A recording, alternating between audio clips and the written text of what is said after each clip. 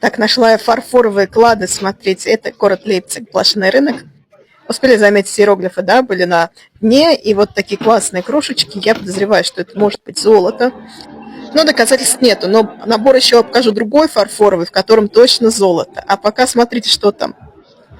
Это же ежик, это чучело ежика, боже мой, какой ужас, только не найдешь на блошиных рынках.